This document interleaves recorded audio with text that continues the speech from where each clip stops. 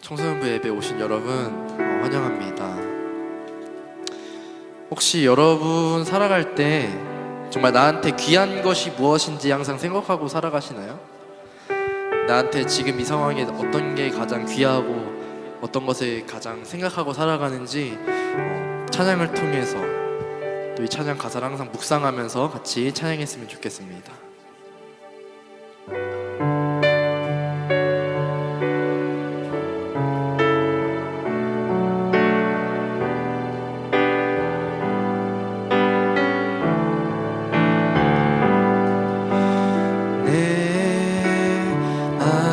가장 귀한 것 예수를 알미라.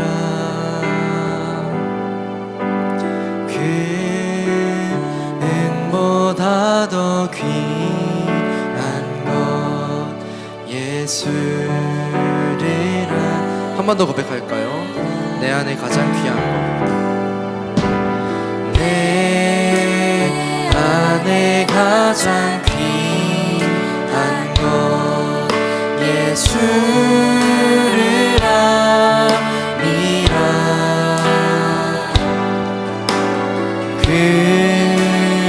금은보다 더 귀한 것 예수를 한 번 더. 내 안에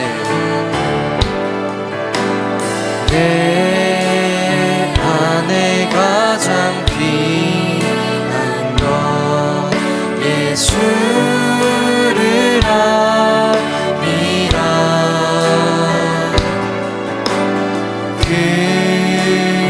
금은보다 더 귀한 것 예수를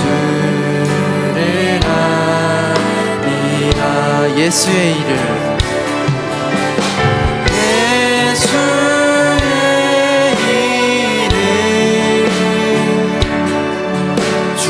존귀한 그 이름,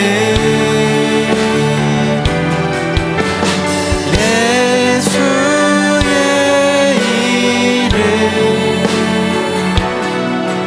능력의 그 이름, 세상 지식보다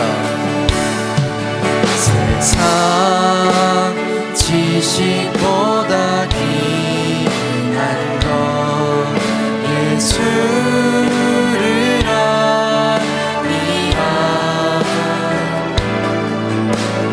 내 안에 가장 귀한 것 예수를 세상 지식보다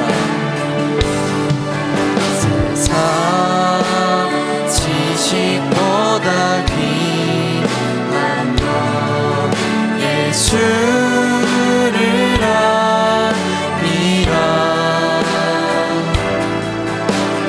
내 안에 가장 귀한 것 예수를 한 번 더. 세상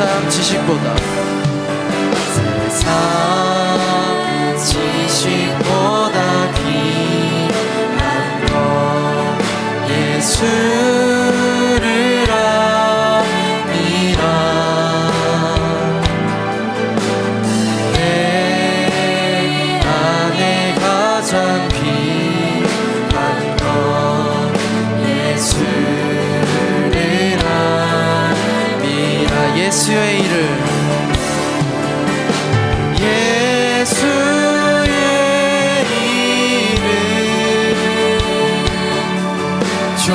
존귀한 그 이름,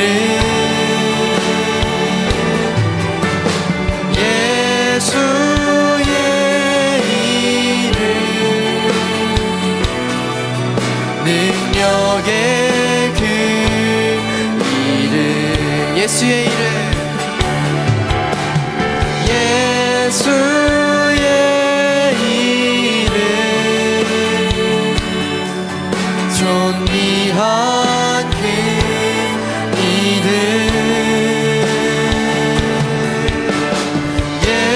예수의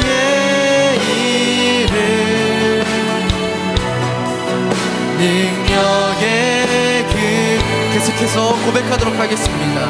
예수의 이름, 예수의 이름, 존귀한 그 이름, 예수의 이름, 능력의 그 목소리로 고백하도록 하겠습니다. 예수의 이름, 예수의 이름, 존귀한 그 이름, 예수의 이름, 능력의 그 이름.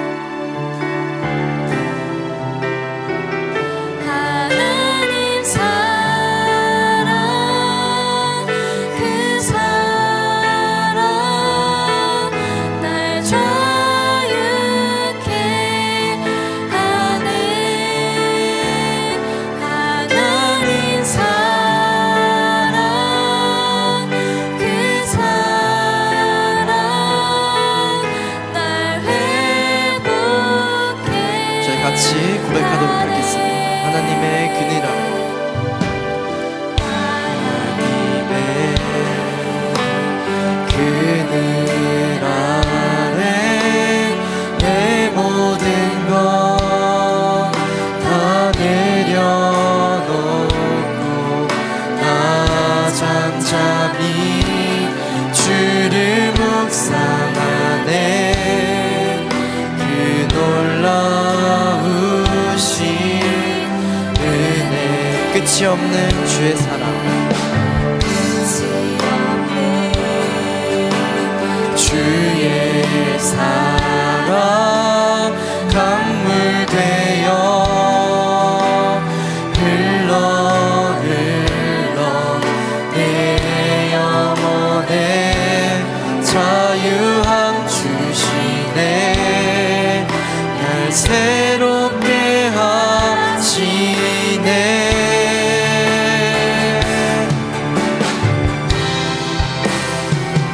하나님 사랑, 그 사랑 날 자유케 하네. 하나님 사랑, 그 사랑 날 회복케 하네. 하나님 사랑, 하나님 사랑, 그 사랑 날 자유케 하네. 하나님 사랑, 그 사랑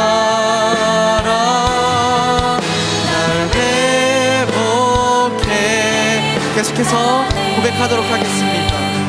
하나님 사랑 그 사랑 날 자유케 하네. 하나님 사랑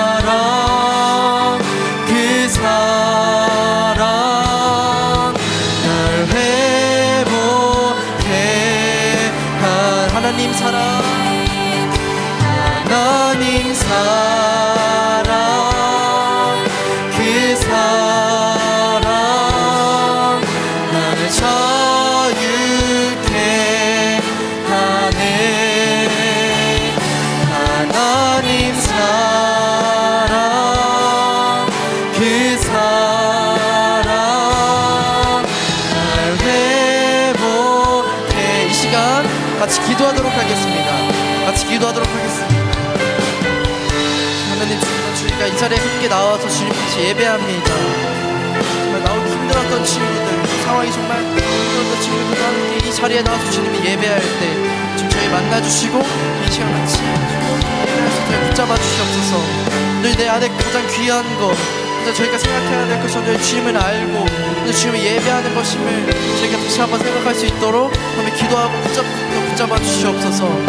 하나님의 그 나라에 내 모든 것 다 내려놓고 주님의 앞에 오늘 저희의 삶을 내려놓고 저희 주님의 삶을 맡기는 그 청소년 지구를 낼 수 있도록 기도하고 고백할 수 있도록 붙잡아 주시옵소서.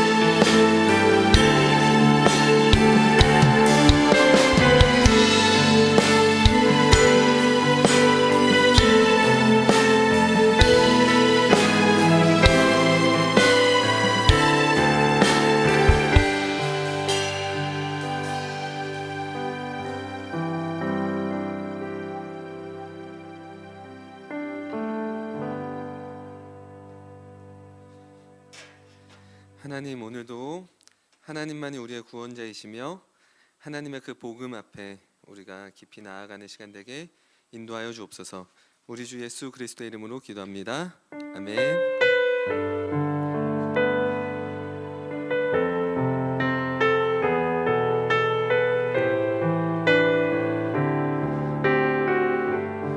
자, 여러분 수고하셨습니다. 광고하겠습니다. 꼭 끝나는 것 같네요, 분위기가. 그렇죠? 다음에는 딱 설교 딱 기도 끝나면 막 행진곡 한번 해주세요. 막 딴따단딴딴따단딴 이러면서 이제 막 설교 시작된다 막. 좋습니다. 어유 덥네요. 자, 로마서 2장 1절에서 16절까지 빠르게 한번 읽겠습니다. 로마서 2장 1절에서 16절. 다음 주 광고를 할게요. 잘 들어주세요. 다음 주에는 최지연 집사님하고 김재한 집사님이 결혼을 합니다. 그래서 어디서 하냐면 신당고 쪽에 있는, 제가 맞나 모르겠지만 비렌체인가요? 그쪽에서 결혼식을 한다고 해요. 거기가 천안에서 음식이 맛있기로 유명한 곳이에요. 평일에 가면 한 3만 얼마 정도 되는 뷔페입니다. 그래서 우리 부서가 다 같이 가서 그곳에서 점심을 먹고, 다음 주 예배는 이곳에서 드리지 않고요, 안성에 있는 스타필드로 다 같이 갈 겁니다. 그곳에서 우리가 생각한 것들이 조금씩 더 빠르게 이루어지고 있는데 이것은 우리 교회의 특징이에요. 우리 교회의 특징이 2년 뒤에는 할 수 있을까 하면 한 달 뒤에 하고 있어요. 예. 다음 주에는 그래서 스타필드로 가서 그곳에 그 몬스터 짐이라는 그 실내 운동할 수 있는 재밌는 곳이 있어요. 그곳에서 다 같이 우리가 교제를 하는 거예요. 교제 아시겠어요? 교제를 하는 거예요. 교제를 하고 스타필드 안에 제가 보물을 하나 숨겨 놓도록 하겠습니다. 찾는 분에게는 에어팟 1 유즈드로 하나 선물을 드리도록 하고요. 못 찾으면 아무도 못 갖는 겁니다. 그리고 스타필드 야외에 보면 이렇게 공터가 좀 있는데 그곳에서 다 같이 예배를 드릴 테니까 뉴제는 또 알아서 준비를 좀 잘 진행을 해주시고요. 그곳에서 또 어떤 식으로 해나갈지 선생님께서 또 고민을 좀 해주시고 다 끝나면 이제 거기서 10분 거리에 고현 집사님 댁이 있어요. 그곳에서 저녁을 얻어 먹지는 못해요. 예, 가면 욕은 먹을 수 있어요. 그렇기 때문에 그곳에서 이제 고현 선생님은 집으로 가장 빠르게 갈 수 있고 나머지는 다 집으로 데려다 드리도록 하겠습니다. 다음 주에 총 러닝 타임이 결혼식이 12시인가요? 12시?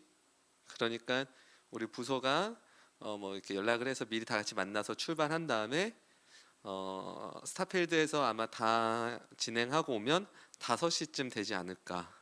여러분 5시 정도. 빠르면 4시. 그래서 좀 재미없다 싶으면 3시. 이렇게 진행을 하도록 할게요. 그러니까 또 많이 기대해 주시고 그곳에 가면 이렇게 이것저것 물건 살 수 있는 곳들이 많아요. 그러니까 여러분들이 능력껏 알아서 뭐 사고 싶은 거 있으면 사실 수 있도록 하시고 지원은 못 해드립니다. 그래서 또 누군가 상처받지 않도록 아까 예를 들었는데 예지가 막 쇼핑을 막 가방 막 10개씩 들고 오면 어떡하나.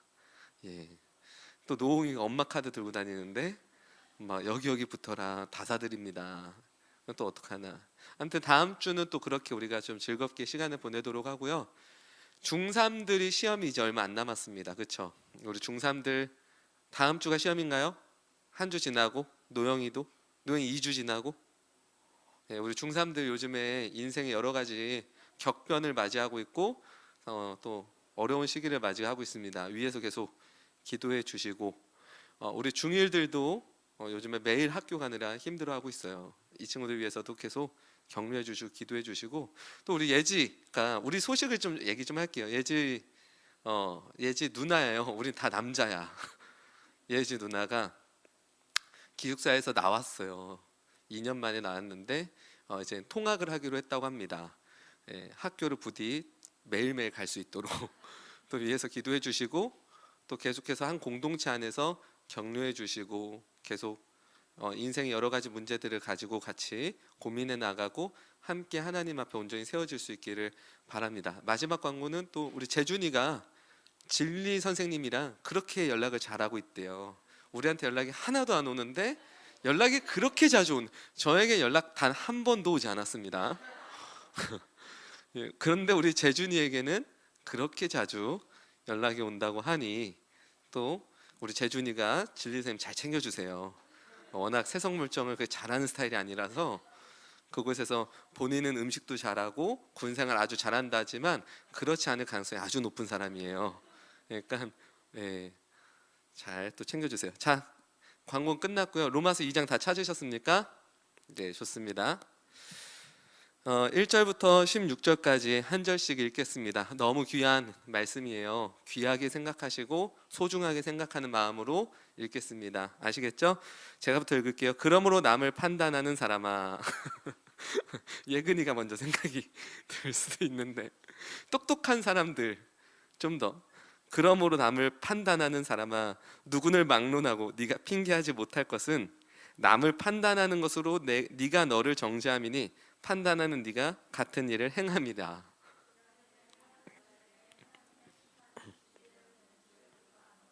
이런 일을 행하는 자를 판단하고도 같은 일을 행하는 사람아 네가 하나님의 심판을 피할 줄로 생각하느냐.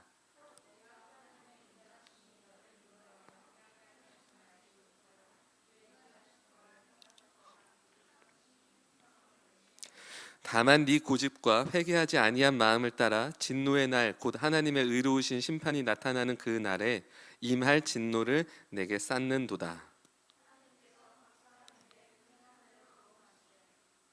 참고 선을 행하여 영광과 존귀와 썩지 아니함을 구하는 자에게는 영생으로 하시고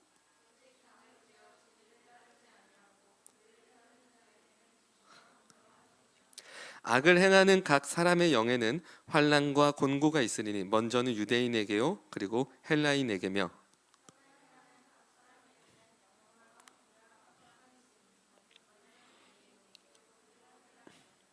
이는 하나님께서 외모로 사람을 취하지 아니하심이라.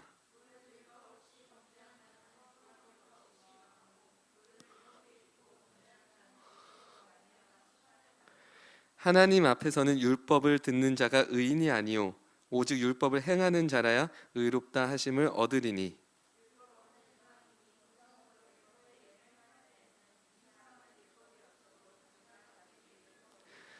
이런 이들은 그 양심이 증거가 되어 그 생각들이 서로 혹은 고발하며 혹은 변명하여 그 마음에 새긴 율법의 행위를 나타내느니라. 곧 나의 복음에 이른 바와 같이 하나님이 예수 그리스도로 말미암아 사람들의 은밀한 것을 심판하시는 그날이라. 아멘. 네, 오늘 로마서 2장 1에서 16절 말씀. 오늘 본문의 제목은요, 복음으로 스며들기라는 제목이에요. 여러분, 스며드는 것은 어떤 특징이 있습니까? 한 번에 되지 않아요. 스며든다는 것은 오랜 시간들이 필요하고 기다림이란 것이 필요해요.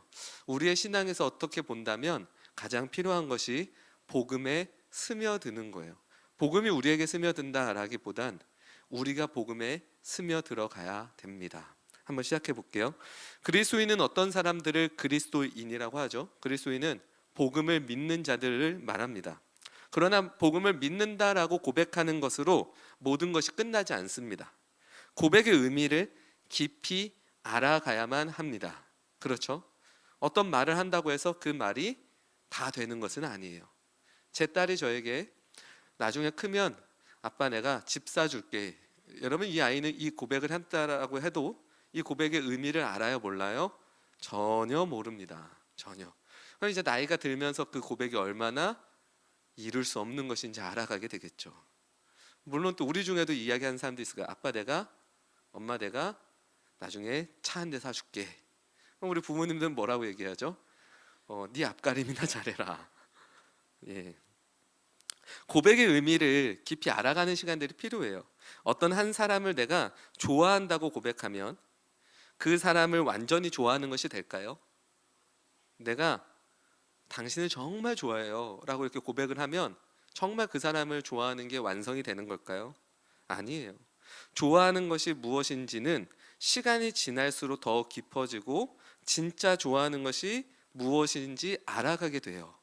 우리가 누군가 좋아하는 사람이 생겨서 나 정말 당신을 좋아해요 라고 말을 하더라도 그 말은 나랑 제발 좀 사귀어주세요 이 뜻이에요.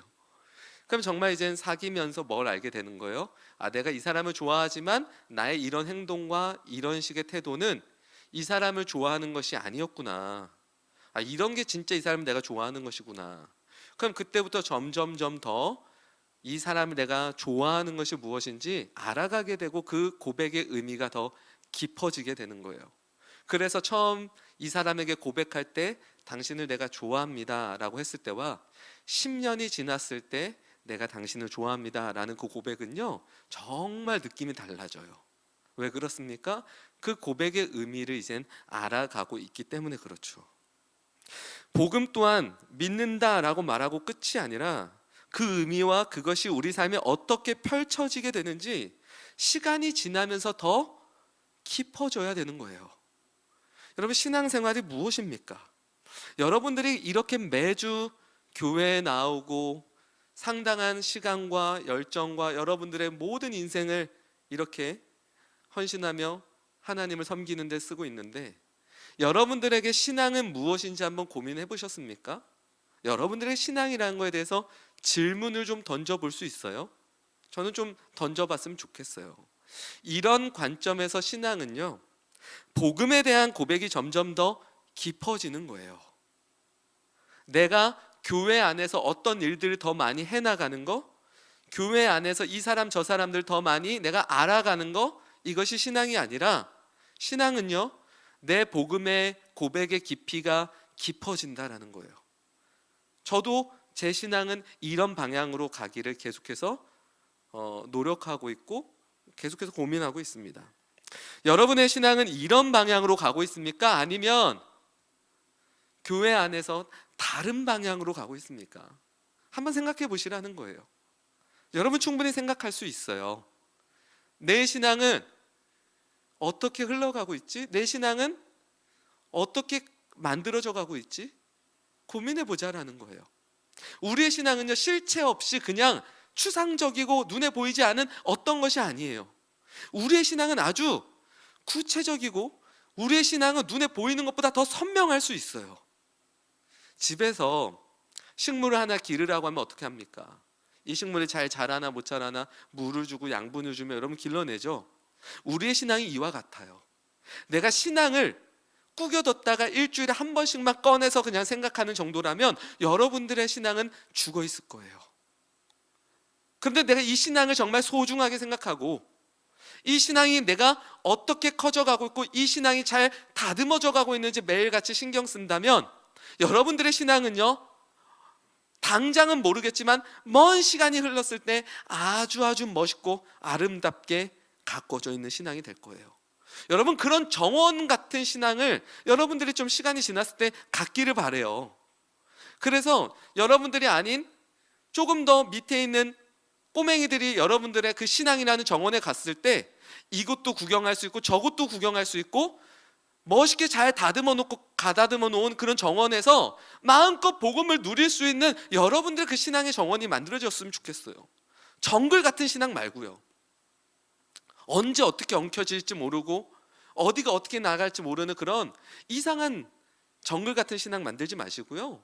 우리의 신앙은 지금 나는 어떤 방향으로 흘러가고 있는가 고민해 보자라는 거예요. 오늘 로마서 2장은요 1장과는 다르게 믿는 자들에 관해 바울이 이야기하고 있습니다. 1장은요 이방인들에 대해서 이야기를 많이 했어요. 가장 대표적인 게 뭐예요? 하나님 없이 살아가는 그들은 스스로 지혜 있다 말하며 자기 자신이 구원의 주체가 된다라는 거예요. 자신의 존재와 자신의 인생의 완벽한 성공은요 자기가 이룰 수 있다라고 생각하는 것이죠. 오늘날에도 하나님 없이 사는 사람들의 특징은 이와 같습니다. 세상의 수많은 것들로 자신의 인생을 채워가는 것이 자기의 인생을 구원시켜 줄 거라고 생각해요. 또는 세상에서 내가 가장 사랑하는 저 사람과 사는 것이 내 인생의 구원이라 생각해요. 근데 오늘은 2장에서 바울은 믿는 자들에 관해서 이제 이야기를 하고 있어요. 그러면 왜 바울은 이런 이야기를 하고 있을까 고민을 해봐야 돼요. 바울은 왜 이런 이야기를 하고 있을까요? 믿는 자들이 복음에 대해서 오해하고 있기 때문에 그래요. 복음을 믿는다 말하지만 오해가 있기 때문에 지금 이야기를 하고 있는 겁니다. 어떤 부분에서 그렇습니까? 믿는 사람들은 믿지 않는 사람들을 향해서 하나님이 방탕하고 부도덕한 사람들에게 진노하는 것은 당연해 이렇게 말할 수 있어요. 여러분들도 그럴 수 있죠? 믿지 않는 사람들을 보면서 저 사람들은 하나님의 심판을 당하는 것이 분명해, 당연해. 그러나 나는 하나님의 말씀이 있고 나는 그 말씀대로 살기 때문에 나는 정죄받지 않아 라고 이렇게 여러분들 스스로 말할 수 있을 거예요. 친구들을 보면서 너는 하나님의 심판을 받을 거야.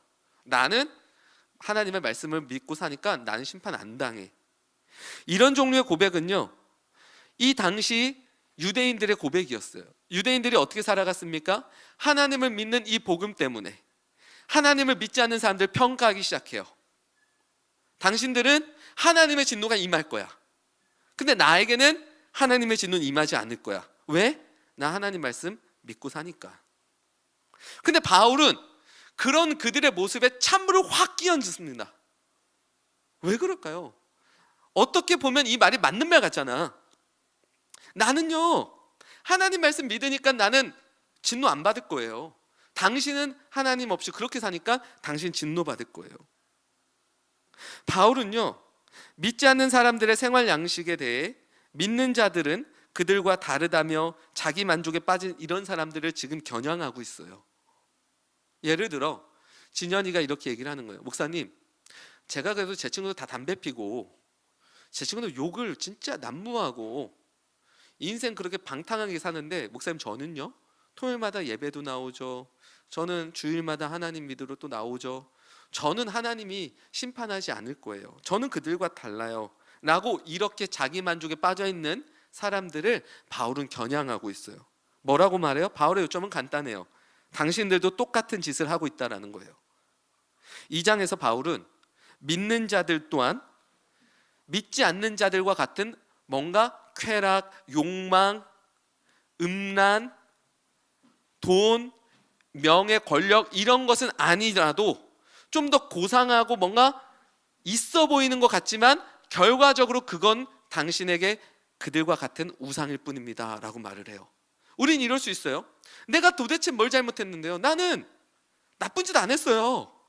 나는 그들처럼 그렇게 안 살았어요. 나는 하나님 말씀 붙들고 나는 이거 갖고 살았는데 왜 나는 심판받아야 됩니까? 나는 심판 안 받아요. 여러분, 이렇게 말하는 여러분들에게 바울은 뭐라고 이야기하고 있는 거예요? 똑같다라는 거예요. 그들과 종류는 좀 다르지만, 더 고상한 것 같지만 그 마음의 중심은 같다라는 거예요.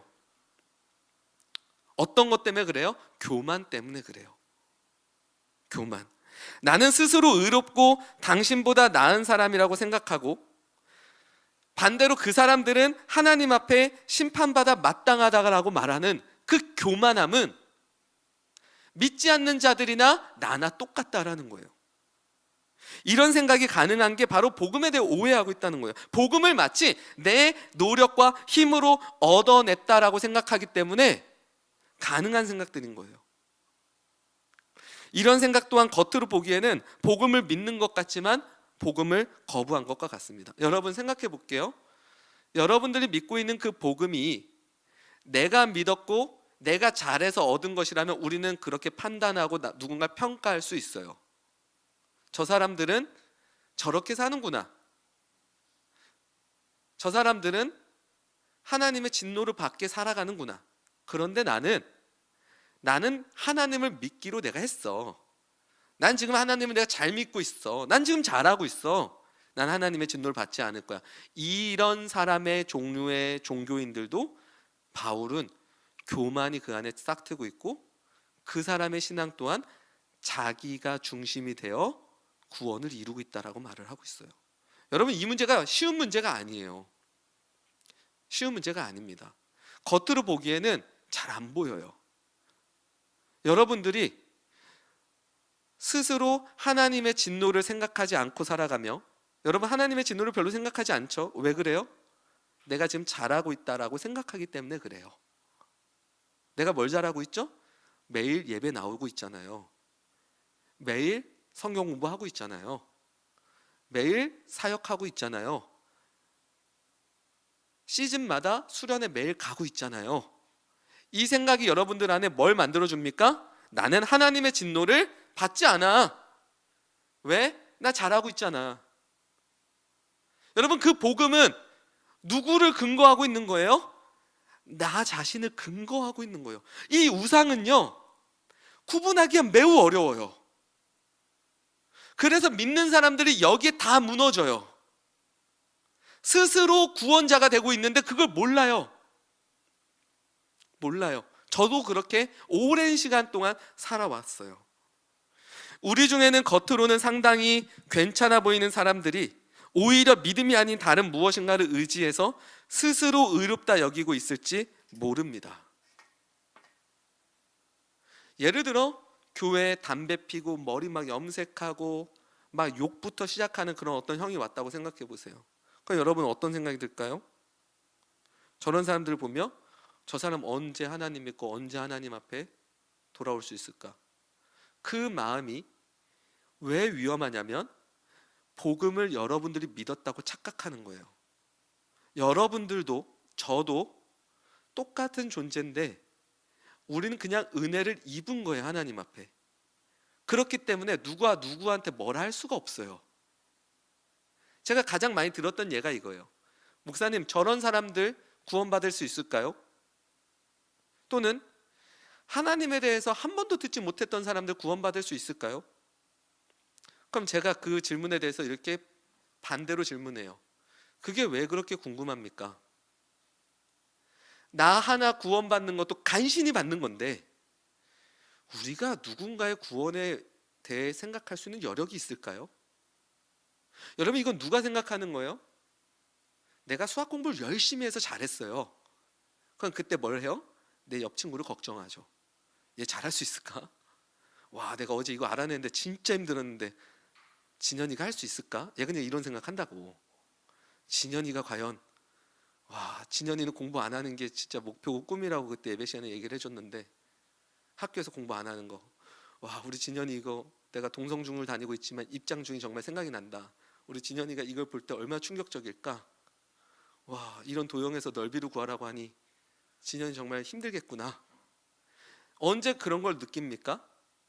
내가 성취하고 내가 잘하면 그걸 가지고 누군가가 잘할 수 있을까 없을까 고민해주고 걱정하기 시작하죠. 구원에 대한 문제가 그래요. 나 하나 구원받게도 하나님 앞에 정말 간신이고 내 존재가 그런데 감히 내가 저 사람은 구원을 받을 수 있을까 없을까라는 거 말하는 것 자체가 그 사람은 복음에 대해 자신이 자신의 노력과 힘으로 성취했다라는 걸 보여주는 장면이에요. 그러니까 더 이상 그런 질문은 우리에게 필요하지 않아요. 우린 늘 긴장해요. 저 사람이나 나나 똑같아요. 난 지금 하나님의 은혜 앞에 서 있을 뿐이에요. 내가 단 무엇인가를 잘해서 하나님 앞에 서 있는 게 아니에요. 그렇기 때문에 복음 없이 살아간다고 하는 사람들 내가 평가할 수 없어요. 그들만이 하나님의 진노를 받을 거라고 말할 수 없어요. 나도 하나님의 진노의 대상이에요.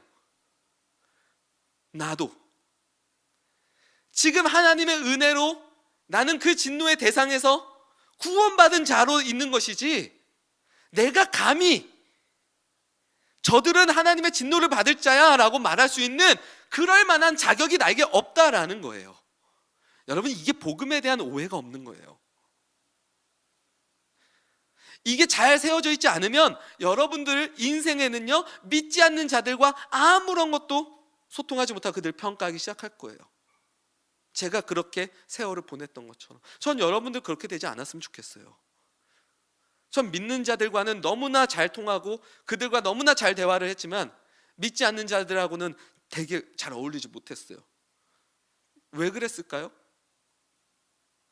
제 안에 복음에 대한 오해가 있었기 때문에 그래요. 그리고 저는 스스로 제가 만들어낸 여러 가지가 저를 의롭게 만든다고 생각했기 때문에 그것들로 무장되어져 있는 저는 믿지 않는 사람들 저에게 다가오는 것 자체가 되게 불가능했어요. 그럼 제가 이 복음에 대한 잘못된 저의 모습들이었죠. 잘못된 모습들이었어요. 그래서 제 중앙고 친구들 9명, 8명인가 9명인가 되게 고마워하는 친구들이에요. 늘 먼 일이 있으면 1년에 한 번씩 저를 카톡에 넣어서 몇 시에 모이자고 얘기를 해요. 그럼 제가 언제 나와도 늘 반겨주고 같이 대화를 하고, 고마운 존재들이죠. 정말 고마운 존재들이에요. 한 번은 같이 놀러 가자고 약속을 했는데 주일날 오전이었어요. 근데 친구가 저를 죽일 듯이 얘기를 했어요. 남자 넷이 캐리비안 베이를 가자. 딱 넷이 가는 거예요. 저 포함해서. 무조건 가는 거예요. 저보러 안 나오면 죽인다고 했어요. 제가 주일날 안 갔죠. 아침부터 전화가 엄청나게 왔어요. 어린이 예배 드리고 있는데. 그래서 제가 안 가. 못 가. 다음날 월요일날 죽을 뻔했죠. 3시 가면 재미가 없잖아. 3시 가면 또 혼자 앉아야 되고 막 얘네가 막 욕을 퍼붓고 막 그래요. 그래도 그들은 저랑 끝까지 친구예요. 어울리고 대화하고 맨날 놀리고. 복음이 우리 중에요, 겉으로 상당히 괜찮아 보이는 그런 사람들이 오히려 믿음이 아니라 다른 걸 의지하고 있을 가능성이 되게 높아요. 아까 선생님들하고도 얘기해봤지만 어떤 한 학생이 저에게 이런 얘기를 했어요. 선생님, 제 친구가 어떤 교회 회장입니다. 걔 신앙 되게 좋아요. 걔 말 엄청 다 잘 따라요. 그리고 진짜 영향력도 있고, 와, 걔는 진짜 신앙 좋은 것 같아요. 근데 제가 딱 들으면서 걔는 복음을 모를걸? 왜 그렇습니까? 복음이 아닌 다른 무엇인가로 자신을 의롭게 만들어가고 있을 거예요. 그 가능성이 커요. 왜? 10대 때 충분히 그래요. 저도 그래서 그렇다는 건 아니고, 근데 그럴 수 있어요. 저도 괜찮았거든요. 저도 여러분 상당히 괜찮았어요. 청소년부 5명이었는데 저 회장 때 50명 만들었어요. 입장에서 이선아 집사님과 황소영 집사님이 산 증인들입니다. 제가 여자애들 싹 다 관리했고요. 임혜진 집사님도 남자애들 싹 다 관리했어요. 그래서 제가 남자애들 말 안 들으면 임혜진 집사님이 반대로 됐다. 남자애들 제가 관리, 옥상 끌고 가고 지하실 끌고 가서 팼어요. 똑바로 안 하냐? 똑바로 안 하냐? 그리고 여자들은 임혜진 집사님들이 싹 다 관리했어요. 싹 다. 그래서 이게 딱 규율이 있고 딱 이게 있었어요. 그러니까 여자 중학생들은 고등학교 오빠들한테 그렇게 잘 놀아요. 근데 언니들 딱 나타나면 싹 조용해져요. 또 이 언니들은 고등학교 오빠들한테는 잘해요. 임혜진 집사님 잘하잖아요. 잘하잖아요. 그리고 또 남자 꼬맹이들은 고등학교인 우리한테 절대 못 다가와요. 맞을까봐. 대신에 누나들한테는 가가지고 엄청 귀염을 떨어요.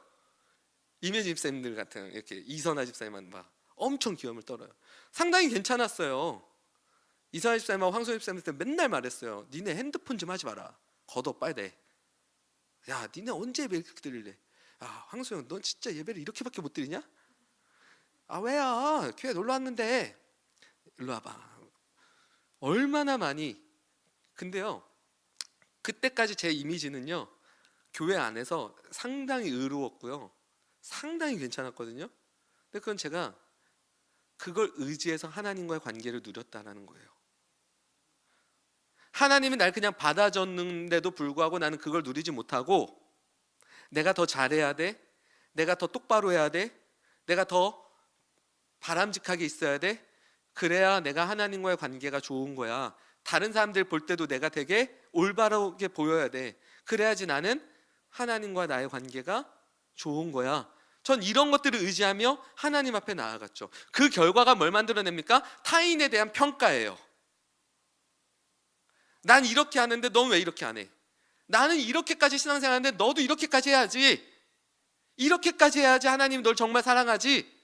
여러분 여기에 갇혀 보낸 제 신앙생활이 너무 아까워요. 너무 아까워요. 만약에 복음이 필요하다고 느껴지지 않는다면 여러분은 이미 다른 무엇인가로 여러분들의 존재를 이루어가고 있고 구원을 이루고 있다라고 생각하기 때문이에요. 그러므로 복음이 필요하지 않다는 것이죠. 세 가지 질문을 좀 드려볼게요. 여러분들이 복음에 대해서 오해하고 있는지 안 오해하고 있는지 좋은 질문이 될 거예요. 첫 번째는 여러분은 여러분들이 사는 모습과 마음 상태 그것 때문에 당장이라도 하나님께 버림받을 수 있다고 느낍니까?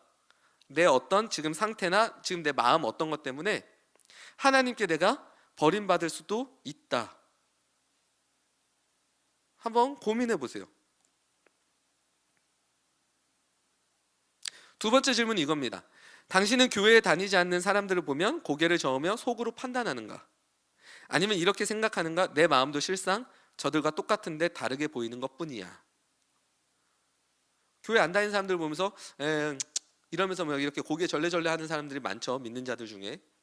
아니면 저 사람들과 나는 사실 같은 존재일 텐데 이 생각을 갖고 있습니까? 세 번째는 당신은 마음속으로 녹음기가 없다고 생각하는가? 아니면 녹음기가 재생될 때 자신의 판단 앞에서도 버틸 수 있다고 생각하는가?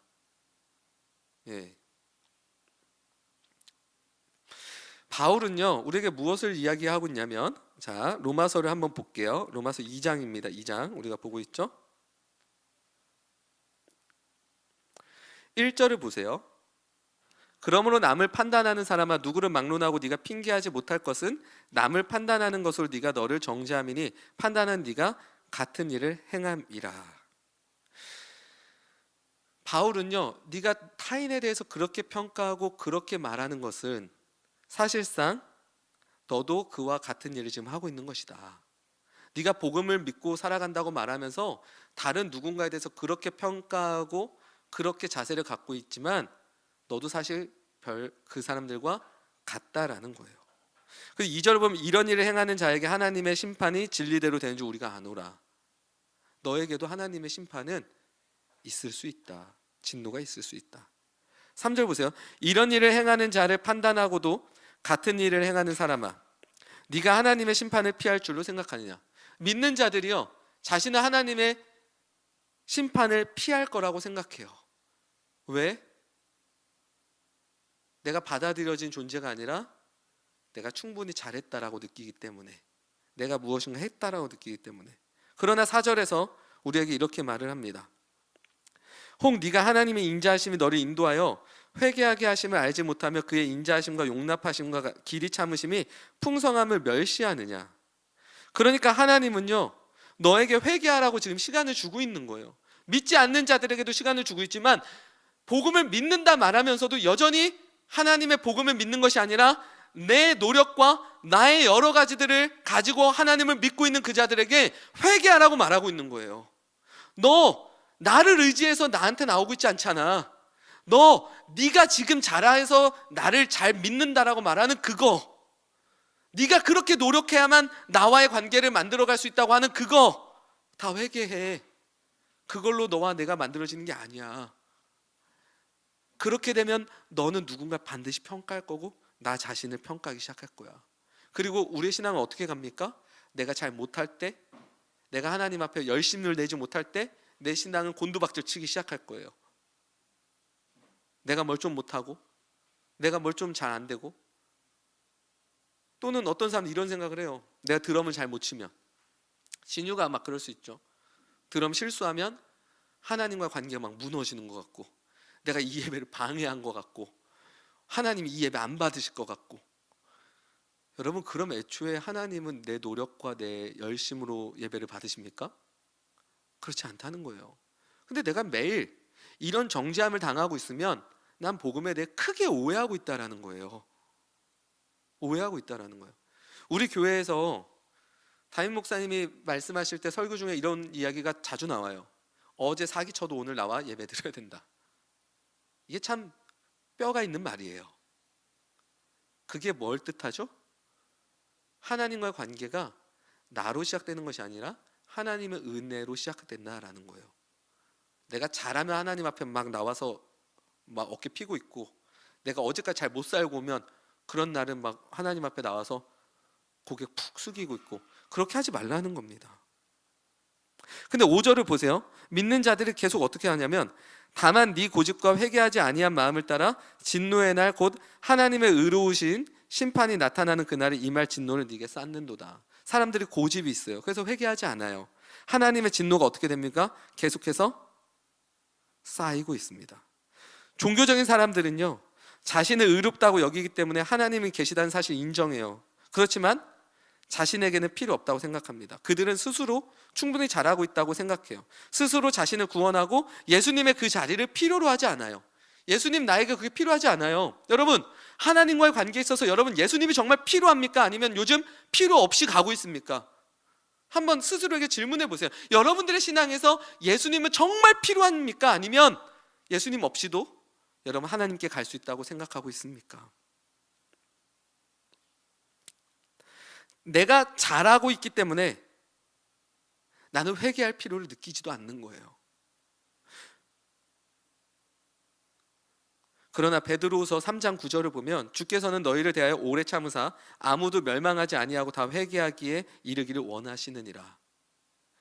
내가 문제가 없어서 하나님이 그냥 있는 것이 아니라 내가 돌아오기를 하나님께서 기다리고 계신다라는 거예요. 여러분들 신앙에서 회개할 게 없습니까? 고민해 보세요. 우리 인생 회개할 게 없습니까? 5절에 진노의 날 곧 하나님의 의로우신 심판이 나타나는 그날에 임할 진노를 내게 쌓는도다.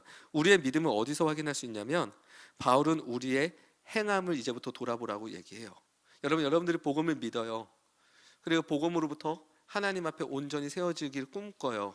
그리고 나는 이 복음 예수 그리스도로 인해서 나는 구원받을 수 있어요. 내 어떤 것도 나를 구원할 수 없어요. 내 노력, 내 열심, 내 무엇도 나를 하나님으로부터 끌고 갈 수 없어요. 이건 나는 의지하지 않을 거예요. 나는 예수님만 의지해요. 예수님만이 나를 받아주실 수 있게 하는 유일한 길이에요. 여러분, 이 고백이 여러분들한테 완성되기 시작하죠? 그럼 그걸 어디서부터 볼 수 있냐면 우리의 행함으로써 드러나게 돼 있습니다. 이렇게 나와 있어요. 우리의 행함은요, 구원받는 조건은 아니에요. 그러나 우리의 구원받은 증거가 돼요. 여기에 대해서 팀 켈러 목사님이 아주 재밌는 예를 드셨죠. 사과 열매가 사과 나무에 맺혀 있으면 이 나무는 사과 나무라는 걸 증명해 줘요. 증거해 주죠. 그러나 이 사과라는 열매가 사과 나무를 살게 하지는 않아요. 다시 말하면 그리스도에 대한 믿음만이 우리에게 새로운 생명을 줘요. 그리고 그것을 증명해 주는 것이 의로 변화된 우리의 이제 삶입니다. 우리의 삶은요, 내가 구원받은 존재라는 걸 증거해 줘요.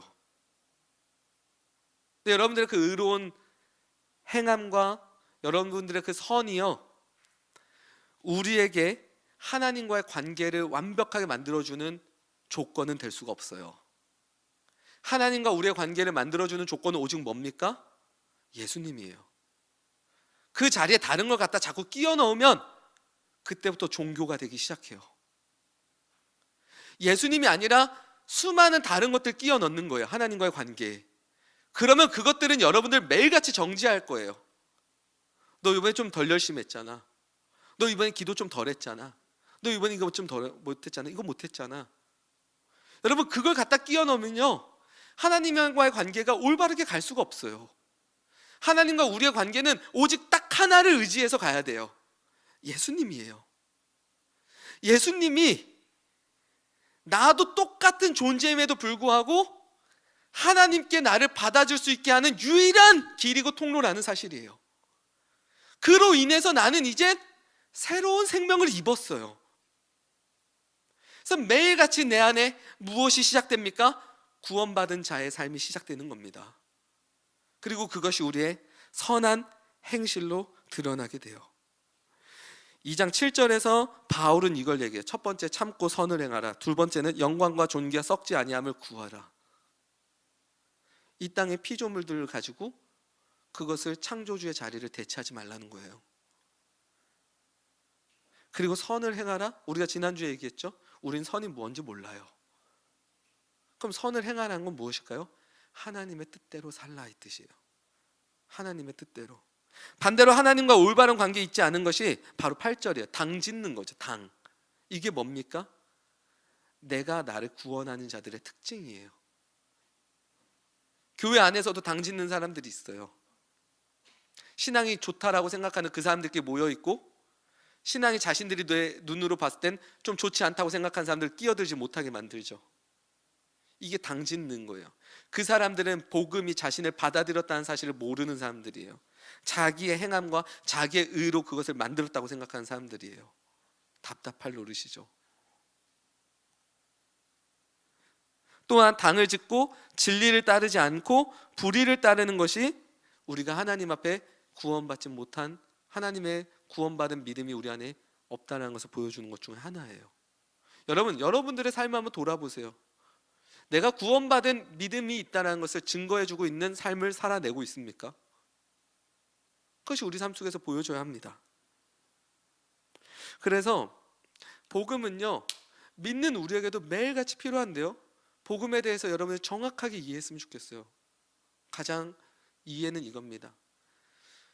정말 어떻게도 될 수 없는 나라는 존재를 예수 그리스도의 은혜로 나도 건짐을 받은 겁니다. 예수 그리스도의 은혜에 빚진 거예요. 이 빚은요, 갚을 수가 없어요. 그럼 이제 뭐 해야 됩니까? 빚진 자라는 사실을 기억하고 사는 거예요. 내가 그렇게 빚을 졌기 때문에 그렇게 이젠 그 마음 갖고 살아가는 거죠. 여러분, 복음에 대한 오해가 없었으면 좋겠어요. 하나님이 나를 어떻게 받아주셨는지에 대해서 정확한 이해가 우리의 신앙이 되어야 돼요. 그리고 그걸 가지고 여러분 자신을 이제부터 들여다보세요. 그리고 그것을 가지고 타인을 들여다보세요. 왜 자꾸 타인을 보면서 이 사람 내 마음에 이거에 안 들고 저거에 안 들고, 여러분, 그럼 복음이 여러분들 삶 속에, 여러분들이 복음에 스며들지 못하고 있는 거예요. 여러분, 타인을 볼 때 여러분 자꾸 기준 세우죠. 여러 가지 평가들을 내리고, 그래서 타인에 대해서 여러분들의 여러 가지들 가지고선 다가가기 시작하죠. 이 사람 내가 좋은 기준들을 갖고 있고, 이 사람 내가 좋아할 만한 이유를 갖고 있고, 이 사람은 나한테 좋아할 만한 이유도 없고 같이 공통적인 부분도 없기 때문에 그냥 있으나 마나한 사람, 한 공동체에서 살아내고 있지만 저기서 그냥 희미한 사람일 뿐이에요. 여러분, 이거 크게 잘못하고 있는 거예요. 여러분들 진짜 복음으로 하나님의 은혜를 입었다고 생각한다면요, 내가 저기서 희미한 게 아니라 난 저 어둠 속에 있는데 하나님 날 꺼내서 빛에 놔주셨잖아요. 근데 내가 이 복음을 입었는데 타인에 대해서 그렇게 관계를 짓고 있다고요? 내가 그렇게 복음을 입었는데 내 자신에 대해서 매일같이 그렇게 나아간다고요? 여러분 다시 시작해 보세요. 복음에 대해서 하나님께 가르쳐 달라고 기도하세요. 하나님, 이 복음에 대한 의미를 내 신앙에서 점점 더 깊어져 갈 수 있도록 붙잡아 주세요. 고백해 보세요. 그럼 이 복음이요, 여러분을 자유케 할 거예요. 진리가 우리를 자유케 한다는 말이 그거예요. 진짜 나를 볼 수 있게 해주고 진짜 타인을 볼 수 있는 것들을 알게 해줘요. 그 진짜 세상을 사는 걸 알게 해주죠.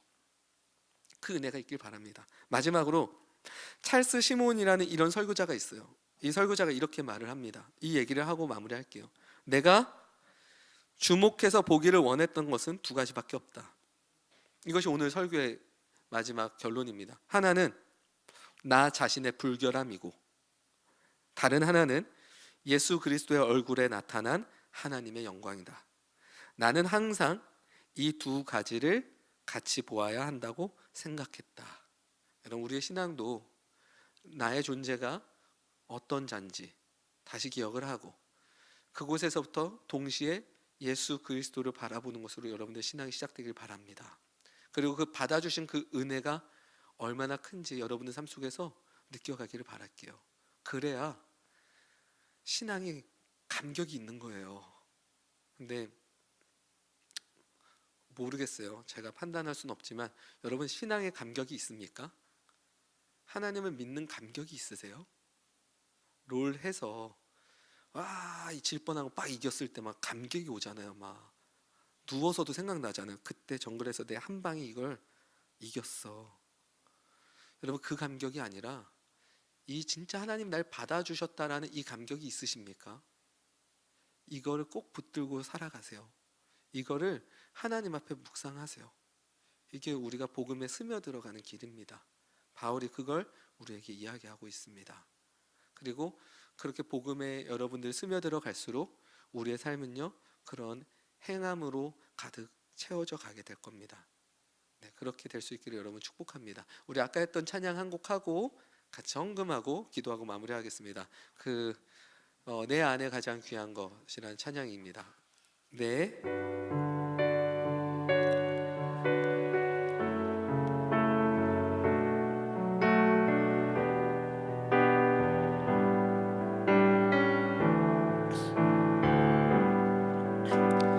내 안에 가장 귀한 것 예수를 아니라.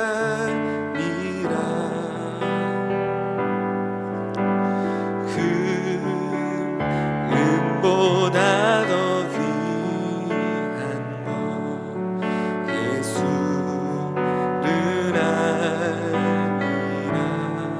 세상 지식보다 귀한 것 예수를 아니라. 내 안에 가장 귀한 것 예수를 아니라.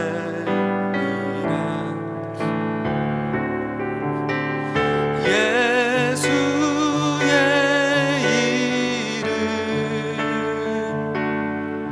존귀한 그 이름 예수의 이름 능력의 한 번 더 합시다. 예수의 이름 예수의 이름 존귀한 그 이름 존귀한 그 이름 예수의 이름 능력의. 우리 이런 마음으로 고백합시다. 나의 신앙에 하나님과의 관계 오직 예수 그리스도만을 구합니다. 예수의 이름 귀한 그 이름 예수의 이름 능력의 그 이름. 우리 한 가지 기도를 먼저 하겠습니다. 같이 기도하실 때 이렇게 기도하길 바랍니다. 하나님과 나와의 관계에 있어서 예수 그리스도가 아니라 다른 무엇인가가 들어와 있다면 하나님, 내가 오늘 그것들을 내려놓고 내 스스로 구원자라 여기며 나의 무엇인가를 의지하며 예수 그리스도의 자리를 내가 내어드리지 못하고 그 자리에 내가 앉아 복음이 내 삶 속에서 펼쳐지지 못하며 복음이 내 삶에 스며들지 못했던 내 신앙들이 있었다면 하나님 오셔서 오늘 나를 다시 깨닫게 해주시고 긍휼히 여기셔서 이 복음에 스며드는 내 삶이 무엇인지 가르쳐 주옵소서. 내 자신을 바라보는 것부터 시작해서 타인에 대한 모든 것부터 시작해서 하나님과의 모든 관계에 있어서 하나님, 내가 그리스도로 인해서 받아들여졌다라는 것이 우리 삶 속에서 하나님 나타나게 하여 주옵소서. 우리 그렇게 잠시지만 각자 좀 기도하는 시간을 좀 갖겠습니다. 같이 좀 기도하겠습니다.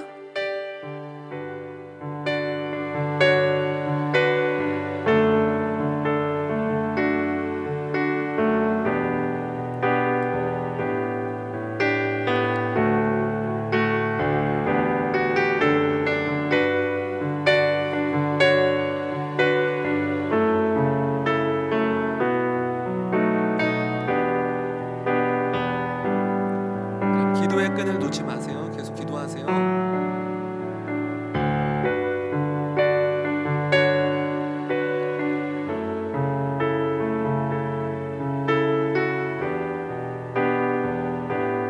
여러분 계속 기도하시면서 하나님 앞에 긍휼을 구하세요. 하나님, 복음이 아니라 내 안에 나의 의와 나의 힘과 나의 실력을 의지하며 하나님 앞에 나아갔던 내 모습들이 있습니다. 또한 그것으로 인하여 내 삶의 모든 영역에 복음이 없는 자로 내가 살아갔던 경우가 너무 많습니다. 복음이 하나님 내 삶의 어떤 영역에서도 하나님 작동되지 않고 복음으로 내가 살아가지 못했던 영역들이 많습니다.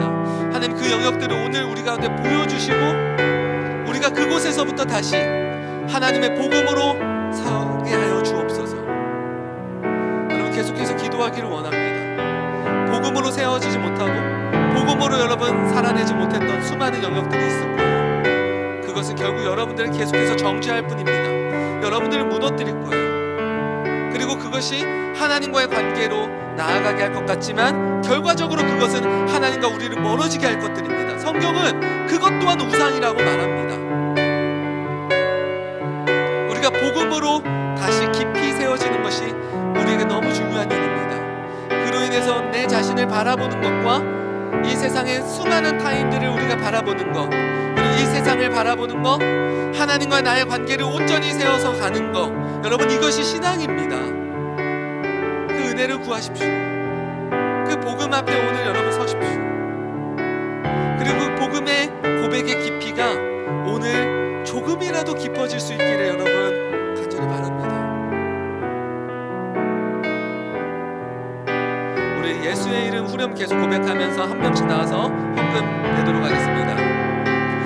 예수의 이름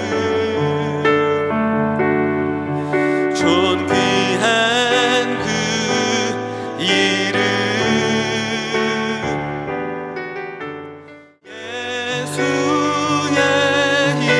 이름 능력의 우리 마지막으로 다 같이 고백합시다. 예수의 이름 존귀한 그 이름 예수의 이름 존귀한 그 이름 예수의 이름